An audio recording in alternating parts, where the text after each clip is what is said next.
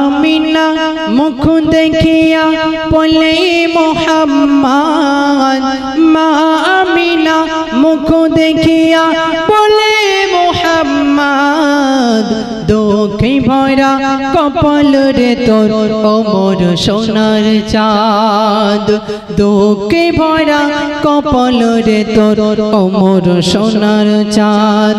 মা আমিনা মুখ দেখিয়া বলে মোহাম্মদ, মা আমিনা মুখ দেখিয়া বলে মোহাম্মদ, দুঃখে ভরা কপাল রে তোর ওমর সোনার চাঁদ, দুঃখে ভরা কপাল রে তোর ওমর সোনার চাঁদ।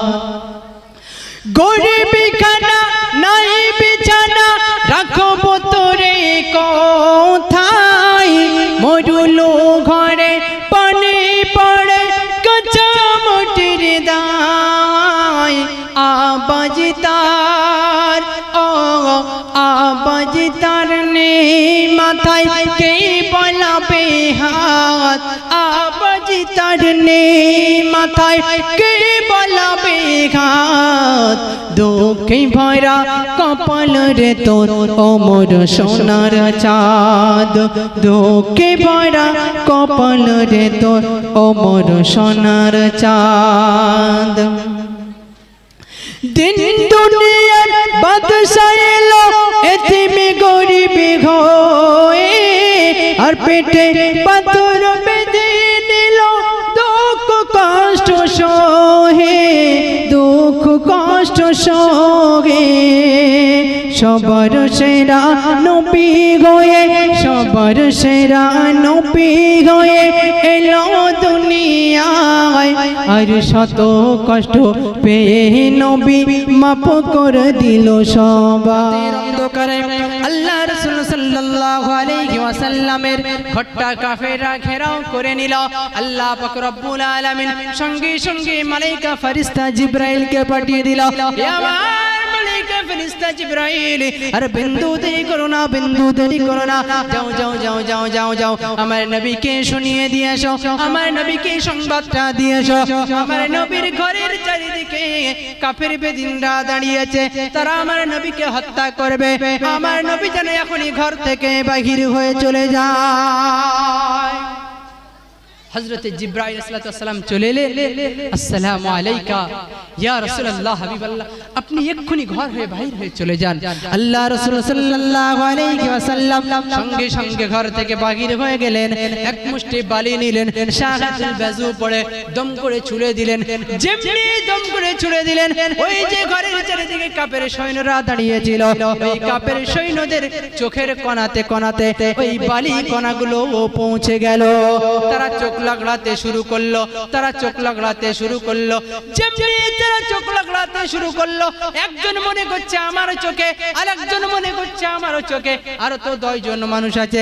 কিন্তু না না না না, আল্লাহর কুদরত আর কারিশমা, আল্লাহ পাক রব্বুল আলামিন ওই বালিকণাগুলো 11 জন কাফেরের যে 22টা হেডলাইট ছিল, সমস্ত হেডলাইটে ওই বালিকণাগুলো পৌঁছে দিয়েছিল। যেমনি তারা বালিকণা লগড়াতে শুরু করলো, ওই মুহূর্তে আল্লাহ রাসূল সাল্লাল্লাহু আলাইহি ওয়াসাল্লাম ওখান থেকে বাহির হয়ে চলে গেলেন। রাতের অন্ধকারে হযরত আবু বকরের দরওয়াজায় চলে গেল। একটা ডাকের সঙ্গে সঙ্গে আবু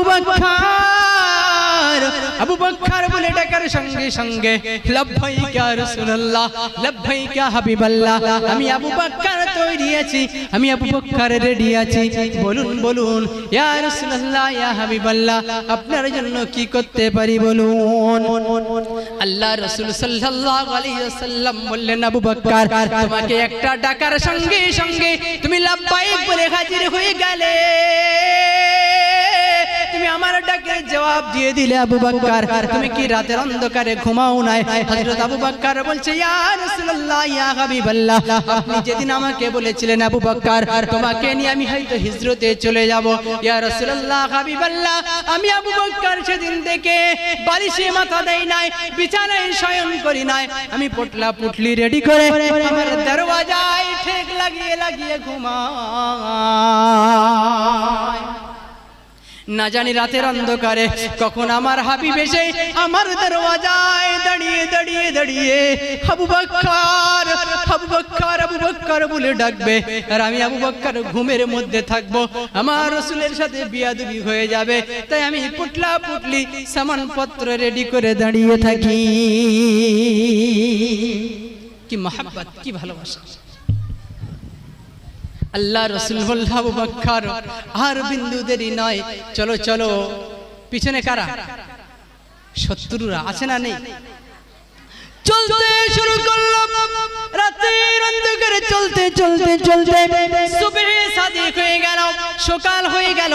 কি করা যায়? কাফেররা তো দেখতে পেয়ে যাবে, দেখতে পেলে তো রাসূলকে হত্যা করবে। ওই যে পাহাড় দেখা যায়, ওই পাহাড়ের গুহাতে আশ্রয় নিতে হবে। হযরত আবু বকর আর আল্লাহ রাসূল সাল্লাল্লাহু আলাইহি ওয়াসাল্লাম দুজনা আলোচনা করে নিল, পরামর্শ করে নিল, ওই পাহাড়ের গুহাতে আমরা আশ্রয় গ্রহণ করব।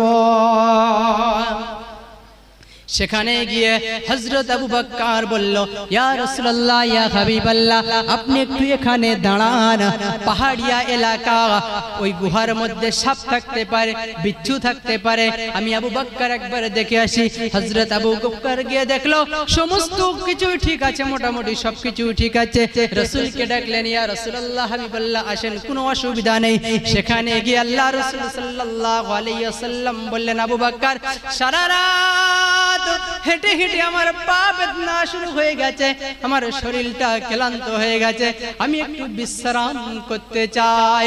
হযরত আবু বকর উরতটা পেতে দিলেন, আর আল্লাহ রাসূল সাল্লাল্লাহু আলাইহি ওয়াসাল্লাম আবু বকরের উরতে মাথা দিয়ে বিশ্রাম নিচ্ছে। হযরত আবু বকর সিদ্দিক রাদিয়াল্লাহু তাআলা আনহু লক্ষ্য করে দেখলেন ওই গুহার চারিদিকে সাপের গর্ত, সাপের চালা। নিজের মাথার পাকড়িটা খুলে টুকরো টুকরো টুকরো টুকরো করে সমস্ত গর্তগুলো, সমস্ত চালাগুলো বন্ধ করে দিল। কিন্তু অবশিষ্ট এমন কোন আর কাপড় নেই যে একটা চালা বাকি রয়ে গেল, একটা গর্ত বাকি রয়ে গেল। সেটা কি দিয়ে মোজাবে, কি দিয়ে বন্ধ করবে? হযরত আবু বকর সিদ্দিক নিজের পায়ের গোড়ালিটা সেখানে দিয়ে চুপটি মেরে বসে রইল। ওদিকে ঈসা নবী আলাইহিস সালামের জামানার একটা সাপ আল্লাহ রাসূলের সাথে দেখা করবে বলে আশা পূরণ করেছিল, ইচ্ছা করেছিল। আল্লাহ পাক রব্বুল আলামিন ওই সাপকে হুকুম করেছিল, সাপ তুমি অমুক পাহাড়ে থাকবে, একদিন না একদিন আমার নবী ওই পাহাড়ে আসবে, ওই গুহাতে থাকবে, আমার নবীর সাথে তোমার দেখা হয়ে যাবে। সাপ নবীর সাথে দেখা করবে। কি অসুবিধা হচ্ছে? ওই যে গর্ত চালাগুলো যে বন্ধ, সাপ আর আসতে পারছে না। কি ব্যাপার, কি ব্যাপার? সমস্ত চালার মুখে, গর্তর মুখে সাপ টুকরে টুকরে টুকরে টুকরে অবশেষে হযরত আবু বকর সিদ্দিকের পায়েতেই দংশন করে দিল। নরম জায়গা যেমনি দংশন করে দিল, বিষের যায় সমস্ত শরীরটা নির্বন্ন হয়ে গেল। না চাইতে হযরত আবু বকর সিদ্দিক রাদিয়াল্লাহু তাআলা আনহুর চোখের এক ফোঁটা গরম পানি আমার নবীর চেহারা মোবারকে পড়েছে। যেমনি চেহারা মোবারকে গরম পানি পড়েছে, অমনি নবীর ঘুমটা ভেঙে গেছে। আবু বকর এই নির্জনে বসে বসে কেন তুমি কাঁদছো? কি ব্যাপার, কাঁদছো কেন? বিবি বাল বাচ্চার কথা মনে পড়েছে, বাড়ির কথা মনে পড়েছে। ইয়া রাসূলুল্লাহ, ইয়া হাবিবাল্লাহ, না না না না, বিবির কথা মনে পড়ে নাই, বাল বাচ্চার কথা মনে পড়ে নাই, স্ত্রী পুত্রের কথা মনে পড়ে নাই। আমাকে সাপে দংশন করেছে, তাই আমার সমস্ত শরীরটা বিষের জ্বালায় যন্ত্রণায় আমার শরীরটা রাখতে পাচ্ছি না, আমি আর সহ্য করতে পাচ্ছি না। আমাকে মাফ করবেন, অজান্তেই আমার চোখের পানি আপনার ঘুমটা ভাঙিয়ে দিয়েছে। আল্লাহ রাসূল সাল্লাল্লাহু আলাইহি ওয়াসাল্লাম বললেন, আবু বকর পাটা সরিয়ে নাও। যেমনি পাটা সরিয়ে নিলেন, জবান থেকে থুতু মুবারক নিয়ে ওখানেই ক্ষতস্থানে লাগিয়ে দিলেন। সঙ্গে সঙ্গে সঙ্গে বিষে জ্বালা নিবৃত্তি হয়ে গেল। আল্লাহ রাসূল সাল্লাল্লাহু আলাইহি ওয়াসাল্লাম বললেন, আবু বকর তোমাকে প্রথমে যখন সাপে দংশন করেছে, তুমি প্রথমে কেন আমাকে ডাকলে না? তুমি প্রথমে কেন আমাকে ডাকলে না? হযরত আবু বকর বলছে, ইয়া রাসূলুল্লাহ, হাবিবাল্লাহ, সাপে কাটার যন্ত্রণায় তো আবু বকরের সমস্ত শরীরটা জ্বলছিল। আবু বকরের কলিজাটা যদি ফেটে যেত, তারপরেও আমার হাবিব, আমার বন্ধু, আমার মুহাম্মদুর রাসূলুল্লাহ ঘুমাচ্ছে, আমার নবীর ঘুমে আমি ব্যাঘাত ঘটাতে পারতাম না। কি ভালোবাসা! তারপরে তো আল্লাহ পাক রব্বুল আলামিন তাদেরকে এত বড় মর্যাদা দিয়েছে, নাকি এমনি এমনি? হ্যাঁ,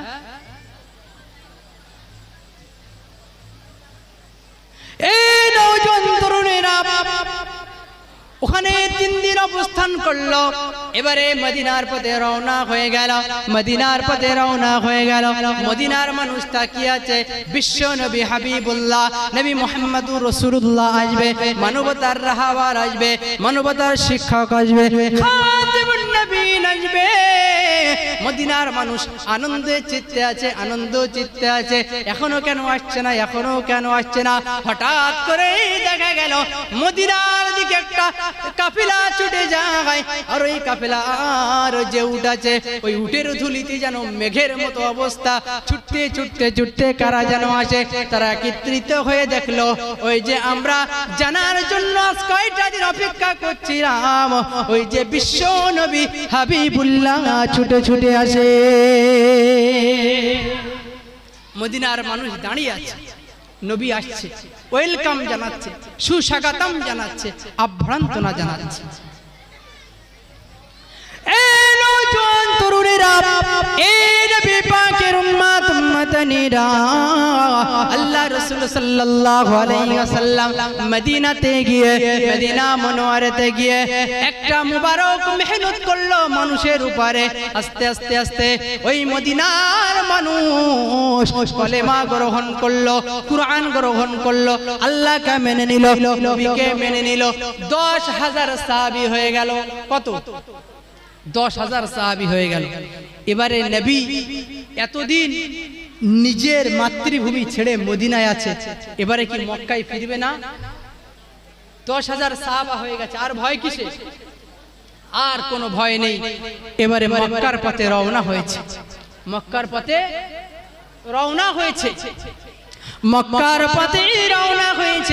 এবারে মক্কার মানুষ ভয় করছে। ওই যে মুহাম্মদ 10,000 লোক লস্কর নিয়ে আসছে, আমাদের উপরে এবারে জুলুম করবে, অত্যাচার করবে। তাকে আমরা মারিয়ে পিটে তাকে তাড়িয়ে দিয়েছিলাম, আর সব একেবারে কোড়াই গন্ডাই হিসাব বুঝে নেবে। আজকে মুহাম্মদ আমাদেরকে আর রেহাই করবে না। কি করা যায়? ওই সময় আল্লাহ রাসূল সাল্লাল্লাহু আলাইহি ওয়াসাল্লাম আবু সুফিয়ানকে লক্ষ্য করে বলেছিল, আবু সুফিয়ান, তোমার কি এখন কলেমা পড়ার সময় হয়নি? আবু সুফিয়ান, আল্লাহ পাক রব্বুল আলামিন ভালোই জানেন তার অন্তরে কি দয়া হয়েছিল, কি মায়া হয়েছিল।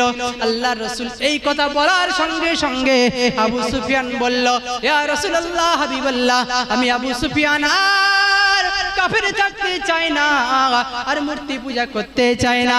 আপনার হাতে হাত দিয়ে আমি আবু সুফিয়ান, আমাকে কলেমা পড়িয়ে নেন। 10,000 সাহাবী মক্কাতে চলে গেল। আল-ইয়াউমা ইয়াউমুল মারহামা, আজকে মাফ করে দেওয়ার দিন। তোমরা আমাদের উপরে অত্যাচার করেছো, আমাদের বিবিকে বিধবা করেছো, বাচ্চাকে ইতিম করেছো, আমরা তোমাদের কোনো প্রতিশোধ নেব না।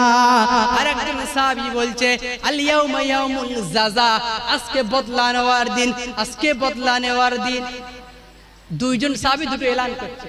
আজকে বদলা নেওয়ার দিন, আর একটা সাহাবী এলান করছে আজকে মাফ করে দেওয়ার দিন। আল্লাহ রাসূল সাল্লাল্লাহু আলাইহি ওয়াসাল্লামের কাছে খবরটা চলে গেল, ইয়া রাসূলুল্লাহ হাবিবাল্লাহ, আপনার অমুক সাহাবী বদলা নেওয়ার দিন বলে এলান করছে। আল্লাহ রাসূল বলল, সাহাবী তুমি এলানটা বাদ দিয়ে দাও, আজকে ঘোষণা করে দাও রাহমাতাল লিল আলামিন চলে এসেছে। আজকে আর কেউ ভয়ে থাকবে না, আজকে আর কেউ দুশ্চিন্তায় থাকবে না। কারা মানুষ আমার উপরে যত জুলুম করুক না কেন, যত অত্যাচার করুক না কেন, আমি মুহাম্মদ সব কিছু ভুলে গিয়ে তাদেরকে ক্ষমা করে দিলাম। জোরে হবে না সুবহানাল্লাহ, নারে তাকবীর, নারে তাকবীর। কিন্তু একজন মানুষ বিশ্বাস করতে পারছে না যে মুহাম্মদ আমাকে মাফ করবে, মুহাম্মদ আমাকে মাফ করবে। মক্কার সমস্ত মানুষ বিশ্বাস করেছে যে মুহাম্মদ মাফ করে দিয়েছে, কিন্তু একজন মানুষ বিশ্বাস করছে না যে মুহাম্মদ আমাকে মাফ করবে। সেটা কে? ভালো করে শুনুন, ঘটনাটা শুনতে হবে। সে ছিল হিন্দা। ওই ওয়াসি আল্লাহ রাসূল সাল্লাল্লাহু আলাইহি ওয়াসাল্লামের আব্বা ছিল না, আম্মা ছিল না। এতিম নবী আমার চাচার কাছে লালিত পালিত হয়েছিল। যুদ্ধের ময়দানে আল্লাহ রাসূল সাল্লাল্লাহু আলাইহি ওয়াসাল্লামের চাচা হামজা রাদিয়াল্লাহু তাআলা আনহুর কলিজাটা পেড়ে, নাকটা কেটে, কানটা কেটে ওই ওয়াসি হার বানিয়ে গলায় পরে উল্লাস করছে আর কলিজাটা কেটে হিন্দার কাছে দিয়েছে। আর ওই হিন্দা আল্লাহ রাসূল সাল্লাল্লাহু আলাইহি ওয়াসাল্লামের প্রাণ প্রিয় চাচা জানের কলিজাটা চিবিয়ে খায়, আর চোয়ালের দুই দিক থেকে রক্ত পড়ে। আমার আপনার নবী ডুকরে কেঁদে ওঠে, হায় রে আমার চাচা, তুমি আমাকে এত ভালোবাসতে, এত আমাকে আগলে রাখতে। আমার আব্বা ছিল না, আমার মা ছিল না, আমার দাদা ছিল না, তুমি আমাকে এত ভালোবাসতে, আরে কাফেররা তোমার সাথে এই ব্যবহার করলো। সেই হিন্দা মক্কা যেদিন বিজয় হয় আল্লাহ রাসূল বলল সবাইকে মাফ করে দিলাম, কিন্তু হিন্দা বিশ্বাস করছে না, হিন্দা বিশ্বাস করছে না। একজন এসে বলছে, ইয়া রাসূলুল্লাহ হাবিবাল্লাহ, আপনি কি হিন্দাকে কি ক্ষমা করবেন নাকি? আল্লাহর রাসূল বললেন, আমি আজকে আম এলান করে দিয়েছি, আমি আজকে কারোর উপরে রাগান্বিত হয়ে নেই। হিন্দা যত বড় অপরাধ করুক না কেন, আমি হিন্দাকেও ক্ষমা করে দিলাম। হিন্দাকে আমার কাছে আসতে বলো। হিন্দা গুটি পায় আল্লাহ রাসূল সাল্লাল্লাহু আলাইহি ওয়াসাল্লামের কাছে এসে কলেমা পড়ে মুসলমান হয়ে গেল। এই নওজোয়ান তরুণেরা, এই নবী পাকের উম্মত-উম্মতানিরা, আমার আব্বা জানেরা, আমার ছোট্ট ভাইয়েরা, আল্লাহ রাসূল সাল্লাল্লাহু আলাইহি ওয়াসাল্লাম এত মায়াবী নবী ছিলেন, এত দয়াময় তিনি ছিলেন। তিনি তো পৃথিবীর মানুষের রহমত স্বরূপ পৃথিবীতে এসেছিলেন। তাই আল্লাহ রাসূল সাল্লাল্লাহু আলাইহি ওয়াসাল্লাম তার আখলাক, তার চরিত্র, তার ব্যবহার দিয়ে পৃথিবীর মানুষকে এটাই বোঝাতে চেয়েছে যে আমার মতো উত্তম চরিত্রের মানুষ আর পৃথিবীতে কোনোদিন আসবে না। এই হিন্দা, তুমি ইসলাম গ্রহণ করেছো ভালো কথা, কিন্তু একটা কথা শোনো, তুমি যখন এরপরে আমার সামনে দেখা করতে আসবে, তুমি ইসলাম গ্রহণ করেছো, হয়তো আমার কাছে কোনো পরামর্শ নিতে আসবে, কোনো আলাপ আলোচনা করতে আসবে, হিন্দা তুমি ওপেন টু ওপেন আমার সাথে দেখা করবে না, পর্দার আড়াল থেকে দেখা করবে। হিন্দা, তোমার চেহারাটা দেখলে আমার চাচার কলিজাটা যে তুমি চিবিয়ে খেয়েছিলে হিন্দা, আমার সেই কথাটা মনে পড়ে। আমার আব্বা ছিল না, আমার মা ছিল না, আমি চাচার কাছে মানুষ হয়েছিলাম। হিন্দা, তোমার চেহারাটা দেখলে আমার চাচার কথা আমার মনে পড়ে যায়। হিন্দা, আর কোনোদিন তুমি ওপেন টু ওপেন আমার সাথে দেখা করবে না। সব সহ্য করে নিয়েছে, কিন্তু একটা মানুষ যেন জাহান্নামে না যায়, এটাই নবীর দিলের চাহিদা, এটাই নবীর দিলের তামান্না, এটাই নবীর দিনের দাওয়াত। মানুষ যতই অপরাধ করুক না কেন, অত্যাচার করুক না কেন, আমি সবাইকে মাফ করে দিলাম। কি কারণে? কোনো মানুষ যেন জাহান্নামে না যায়। কাল হাসরের ময়দানে মাহশারে যখন ঘাড় ধাক্কা দিতে দিতে দিতে মানুষকে জাহান্নামে ফেলে দেবে, আল্লাহ রাসূল বলছে, ও আমার সাহাবায়ে কেরামেরা, তোমরা আমার উপরে জুলুম করেছো, অত্যাচার করেছো, সবকিছু মেনে নিয়েছি আমি একটাই কারণে, যে হাসরের ময়দানে ফেরেশতারা তোমাদেরকে ধরে ধরে জাহান্নামে ফেলবে, আমি মুহাম্মদ এটা সহ্য করতে পারবো না। জোরে বলুন না সুবহানাল্লাহ। দরুদ শরীফ আল্লাহুম্মা সাল্লি আলা সাইয়্যিদিনা মাওলানা মুহাম্মদ। দেরি হলে অসুবিধা নেই, হ্যাঁ, ধীরে স্থির ভাবে আসুক, অসুবিধা নেই। ওয়া আলা আলি সাইয়্যিদিনা হাবিবানা মুহাম্মদ। এবারে শুনুন, আল্লাহর রাসূল পৃথিবীর বুকে এসেছিলেন, আসল কারণটা কি এবারে শুনুন। অনেক জীবনী শুনেছেন, আসল কারণ হলো আল্লাহ পাক রব্বুল আলামিন পৃথিবীর বুকে মানুষ সৃষ্টি করেছে নাই, করে নাই? জবাব দেন, করেছেন তো? এই যে মাইক্রোফোনে আমি কথা বলছি, এই মাইক্রোফোন একজন মেকানিকার তৈরি করেছে না করেনি? করেছে। সে চালানোর পদ্ধতি বলে দিয়েছে না দেয়নি? দিয়েছে। তো যে মেকানিকার যেটা তৈরি করে তার চালানোর পদ্ধতি বলে দেয়, আর সেই অনুযায়ী যদি চালানো হয় সেটা ভালো না খারাপ? ভালো। মানুষ মারা যে ইঞ্জিন, ওই ইঞ্জিনগুলো যে মেকানিকার তৈরি করেছে বলে দিয়েছে নলটা তার দিকে দেবে, তোমার দিকে কাঠেরটা রাখবে। এ বলছে আমি বাবার পয়সায় কিনেছি, মেকানিকারের কথা শুনবো না, এই বলে যদি এরকম ভাবে নলটা নিজের দিকে দিয়ে ফায়ার করে, বরবাদ হবে না? হবে না? বরবাদ হবে। এ আশরাফুল মাখলুকাত, এ হযরত ইনসান, পৃথিবীর সব কিছু বস্তু তৈরি করার একটা মেকানিকার আছে। বলুন তো আমার আর আপনার তৈরি করা মেকানিকার কে? আল্লাহ। জোরে বলুন কে? আল্লাহ। তো সব কিছু মেকানিকার বলে দেয়, তা মানুষ কিভাবে চলবে তার চলার পদ্ধতিটা আল্লাহ বলে দেবে না? কিভাবে বলে দিয়েছে? কুরআন দিয়ে বলে দিয়েছে। আর কুরআন মানুষ বুঝতে পারবে না বলে আল্লাহর রাসূল সাল্লাল্লাহু আলাইহি ওয়াসাল্লামকে কুরআনের মানে করার জন্য এই পৃথিবীর বুকে পাঠিয়ে দিয়েছেন। জোরে বলুন না সুবহানাল্লাহ। কুরআনুল কারীমের মধ্যে আল্লাহ পাক রব্বুল আলামিন ঘোষণা করছেন, ইন্নাল হায়াতা ওয়াল মামাতা লিয়াবলুয়াকুম আইয়ুকুম আহসানু আমালা।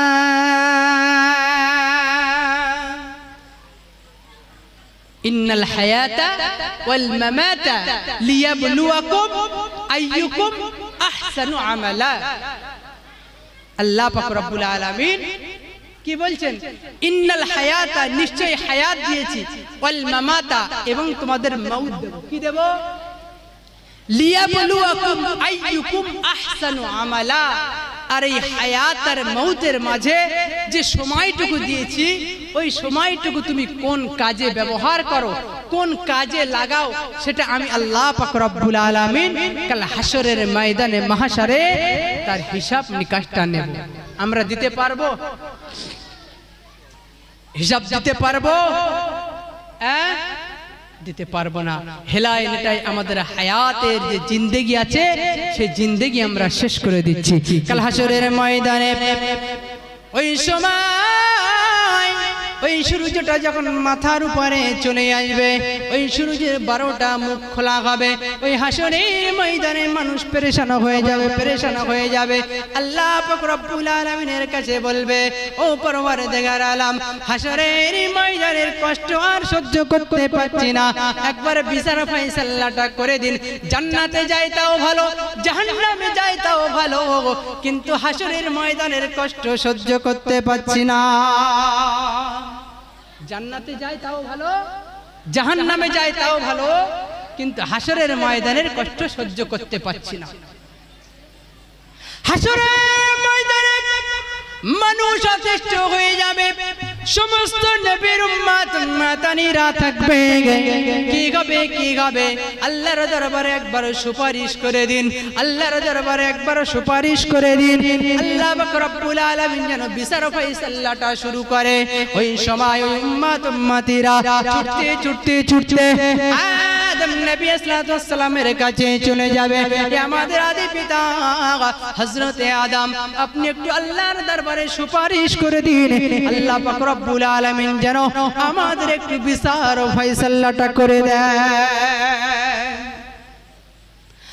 আদম নবী সাল্লাল্লাহু আলাইহি ওয়াসাল্লাম বলবেন না না না না না আমি আদম জানি না আল্লাহ পাক রব্বুল আলামিন আজকে আমার সাথে কি ব্যবহার করবে আমি আদম জানি না আমাকে গন্ধম খেতে নিষেধ করেছিল